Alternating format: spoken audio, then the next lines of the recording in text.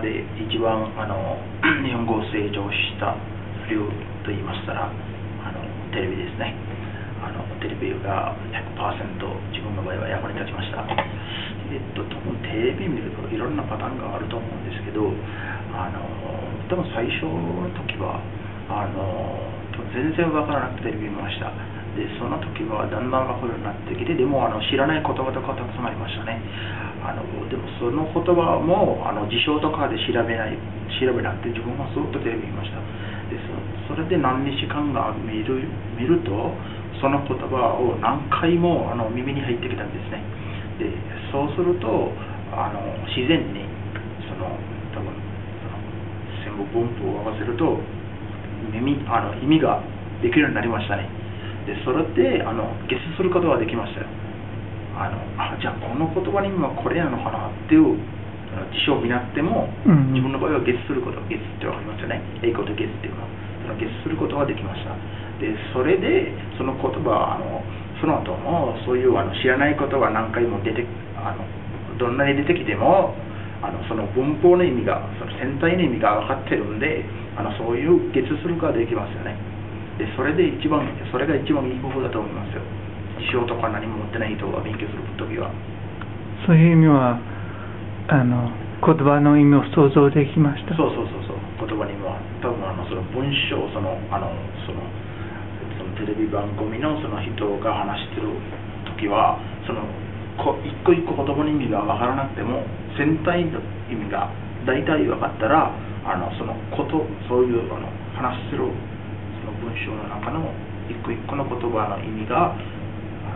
自分から当てることができますよね。ゲスすることができますよね。それで何日間ぐらい何ヶ月間ぐらいテレビ見たら自分が分からなくても自然に体に入ってきますね。そういう言葉とか話し方とか、あとはですね日本語をしゃべるときにいろんな人のしゃべり方は違いますよね。日本の頃それが一番僕は見た理由ですよ。英語とかあとフランス語とかイタリア語とかインド語とかスリランカ語とかも多分話す時のパターンというかその人によってそういう違いがないですよね。普通にみんな上手な人は普通に話してるんですけど、でも日本語の場合は多分それは理由がよくわからないんですけど人によって話す時の言葉の入れ方とかね、新しいことこういう言葉を使ったりいろんな言葉を使ったりするその話し方とかね、その話し方って言えばその話す時のスピード感とかゆっくり話す人とかいるんですよね。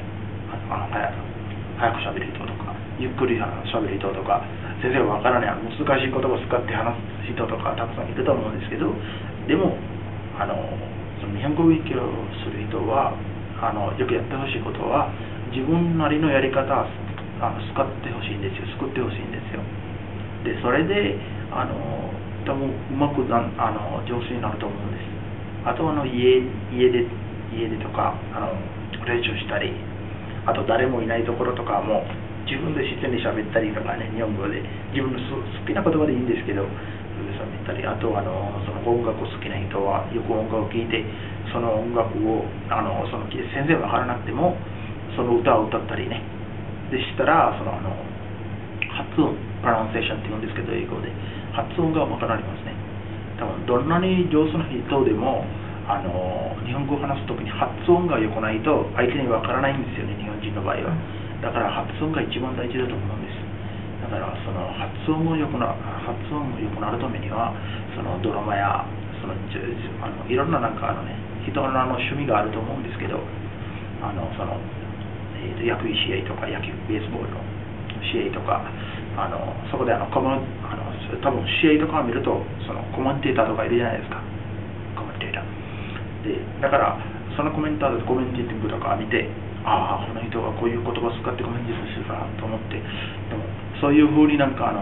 したりとかね、歌好きな人はその歌とかよく聞いてそういう全然分からなくてもね、意味が全然分からなくてもその歌が歌ったりするとその発音が良くなると思うんです。だからそこは一番ポイントだと思います。वरल पीठ महकट हिरण्य